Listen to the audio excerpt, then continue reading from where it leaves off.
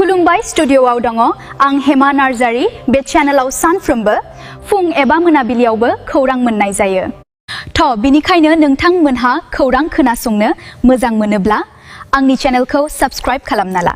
आसाम एसेम्ब्लियाव दासान्दि आइजोफोरखौ गोहोगोरा बानायनो आरो आइजोफोरखौ पलिटिक्सआव सुबिदा होनो थाखाय नरेन्द्र मदिनि सरकार आरो लोगोसे हिमन्त बिश्व शर्मा बिथांनि सरकारा आसामाव आयेन लाबोदों। बे जाबाय आसाम एसेम्ब्लियाव आइजोफोरा 33% एमएलए जानो सुबिदा मोननो नांगौ। आसाम एसेम्ब्लियाव आइजोफोरनि थाखाय 33% सीट रिजार्व खालामना होनो नागिरदों आरो बेखौ जानो नांगौ होननानै BTFनि एमएलए रूपम कुमार रय बिथांजों लोगोसे गोबाङानो सापर्ट खालामदों आरो NDAनि अपोजिशन एमएलएफोरा मैया एसेम्ब्लिखौ नागारनानै बाहेराव ओंखारलांदों आरो लोगोसे एमएलए अखिल गगৈ बिथाङा बुंदोंदि आइजोफोरनि थाखाय 33%ल' सीटआ रिजार्व जानो नाङा नाथाय 50% सीटआ रिजार्व जानो नांगौ होननानै अखिल गगৈ बिथाङा बुंदों आरो बे बिलखौ डेलिमिटेशन जायैनि सिगांनो आयेन बानायनो नांगौ होननानैबो अखिल गगৈ बिथांमोना दाबि खालामदों। बे बिलखौ पास खालामनाय लोगो लोगोनो बर' आइजो, राभा आइजो, एसामिस, मुस्लिम गासिबो आइजोफोरा इलेक्शन गेलेनानै एमएलए जानो, MP जानो सुबिदा मोनगोन आरो जाय समस्तिया आइजोफोरनि थाखाय रिजार्व जागोन बे समस्तियाव आइजोफोराल' इलेक्शन गेलेनो सुबिदा मोनगोन, हौवाफोरा इलेक्शन गेलेनो सुबिदा मोननाय नङा। आइजोफोरा एमएलए जानो मोनोब्ला आइजोफोरनि सेफटि आरो गासिबो बिथिङाव जौगाहोनो सुबिदा मोनगोन। आइजोफोरा सुबिदा मोननाय लोगो लोगोनो आइजोफोरनि रिजार्व समस्तियाव खायफा जायगायाव हौवा मानसिफोरा सीट गोमानोबो हागौ आरो बेबायदिबो जानो हागौदि आइजोनि थाखाय सीट रिजार्व जानाय समस्तियाव आइजोआ एमएलए जादोंब्लाबो बिथांनि हौवाया एबा बिथांनि बिफाया एबा पावारफुल हौवा लिडारफोरा आइजो एमएलएनि डिसिसन लानायखौ, मिटिं खालामनायखौ आरो पलिटिकेल खामानिफोरखौ हौवा मानसिफोरा कन्ट्रल खालामनोबो हागौ आरो आइजो एमएलएआ मुङावल' एमएलए जानानै गुबुनफोरा कन्ट्रल खालामोब्ला बेखौ प्रक्सी पलिटिक्स बुंनाय जायो आरो प्रक्सी रिप्रेजेन्टेशनबो जानो हागौ। बेफोरबायदि जागोन होननानै आङो बुङाखै नाथाय जानोबो हागौ। बेनि सायाव नोंथांमोना मा बुङो एबा मा बुंनो सानदों कमेन्ट खालाम। उदालगुरि जिल्लानि रौतायाव सासे बर' सुबुंखौ एरेस्ट खालामबाय। एरेस्ट खालामजानाय सुबुंनि मुङा सोमखोर दैमारि। बिथांखौ दैमा सांनि होननानै जोङो मिथिनो मोनदों। बिथाङा एरेस्ट खालामजाबाय मानोना बिथाङा सासे गान्जा फालांगि खालामग्रा आरो बिथांनिफ्राय 46 केजि गान्जा मोननो हादों। बिथाङा गान्जानि बिजनेस खालामनानै एरेस्ट खालामजानो गोनां जाबाय। Retire Assam police officer SDPO गिरिन Chandra Deka बिथाङा 24 मे खालार खालि थैनो गोनां जाबाय। मिथिनो मोननाय बायदिब्ला पुलिस अफिसारा गुवाहाटीनि गुरामारानि लामाथिं थांबाय थादोंमोन। बे समाव अपोजिट साइडनि स्विफ्ट गारियाव पुलिस अफिसारनि गारिया स्विफ्ट गारियाव एसे नांदोंमोन। बेखौ रागा जोंनानै स्विफ्ट गारि सालायग्रा सनजित बर' मुंनि सुबुङा एक्स पुलिस अफिसारखौ बुनानै जखम खालामो। बेनि उनाव बे सनजित बर'आ खारखोमालांदों। लोगो लोगोनो न'खरनि मानसिफोरा सनजित बर'नि एगेन्स्ट FIR होदोंमोन नाथाय सनजित बर' बिथांखौ हमनो हायाखैमोन मानोना बिथाङा गुवाहाटीखौ नागारनानै तेजपुर आरो लोगोसे गुबुन गुबुन जायगाफोराव खारखोमानानै दंहैयोमोन। मिथिनो मोननाय बायदिब्ला पुलिस अफिसारखौ 9 सान ICUआव दोननाय जादोंमोन।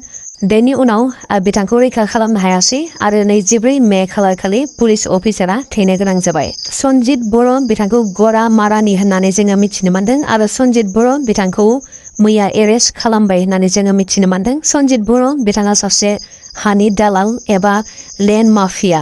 बिथांनि सायाव मानसि बुथारनायनि थाखाय सेक्सन 103 केस होनाय जाबाय। बे सेक्सन 103नि बादिब्ला बिथाङा थैजासिम जियाल जानायनि साजा मोननोबो हागौ नङाब्ला थैनायनि साजाबो मोननो हागौ।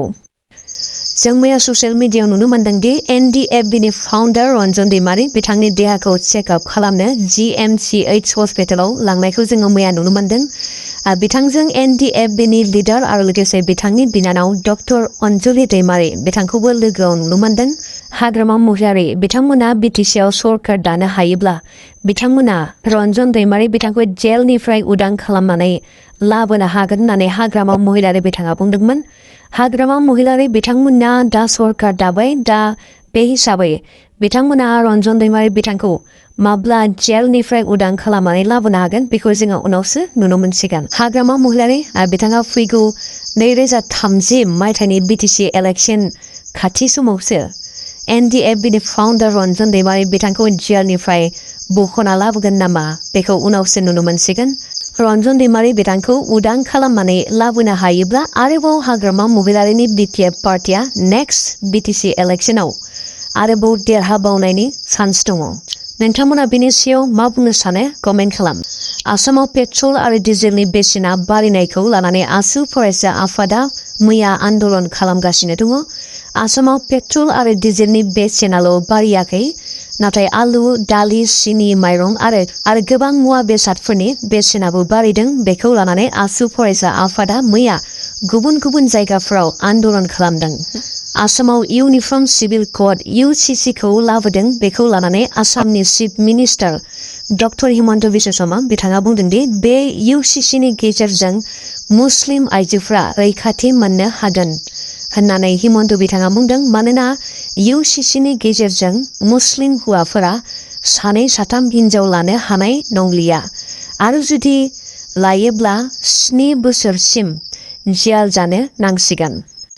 मुस्लिम हौवाफोरनि थाखाय बे आयेनखौ बानायदों होननानै बुंनो हायो आरो खायफा जुलि जायाबासिनो रिलेशनशिपआव थायो बिथांमोना लिभ इन रिलेशनशिपआव दङब्ला बिथांमोना 1 दाननि गेजेरावनो रेजिस्ट्रेशन खालामनानै लानो नांसिगोन नङाब्ला 10,000 फाइनबो होनो गोनां जानो हागौ।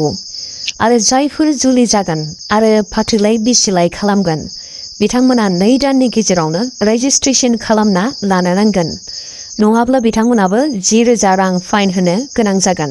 नाथाय बे UCCआ जायखिजाया धोरोमाव थानाय बर'फोरनि थाखाय जाया होननानै जोङो मिथिनो मोनदों। माने बर'फोरा हिनजाव गदाय लायोब्लाबो UCCनि गेजेरजों बर'फोरा साजा मोननाय नङा आरो बर'फोरा आगोलनि नेमजोंनो जुलिखौ खालामनो हागोन।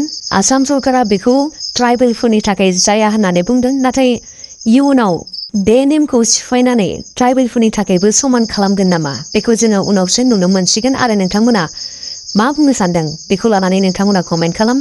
बर'फोरनि थाखाय जोबोद साननो गोनां समस्या दा जानानै फैदों सोलोंथाइखौ लानानै। बर' फरायसालिफोराव आसाम सरकारा बर' बिजाबफोरखौ दिहुननानै होआखै आरो लेट खालामदों। जोङो मिथिनो मोननाय बायदिब्ला थाबैनो स्कुलफोराव सेसनेल टेस्ट एग्जाम जानो थांगासिनो दङ नाथाय बर' मिडियामनि फरायसाफोरा बिजाबफोरखौ मोनजोबनो हायाखै। बेखौ लानानै आसाम एसेम्ब्लियावबो BPFनि MLAआ दाबि खालामदों सरकारा सम बादियै बड' बिजाबफोरखौ दिहुननानै होनो नांगौ होननानै दाबि खालामनायफोरखौ जोङो नुनो मोनदों। गासिबो मिडियामनि स्कुलफोरा बिजाबनि आंखाल जाया नाथाय बर'फोरनियाल' आंखाल जायो। बड' मिडियाम स्कुलखौ आसाम सरकारा सायावसो बाख्नायथियो नामा? नोंथाङा भिडिअखौ मोजां मोनोब्ला लाइक, शेयार, साबस्क्राइब खालामना होबानो जाबाय। गाबोननि भिडिअआव लोगो मोनफिनसिगोन। गोजोन्थों।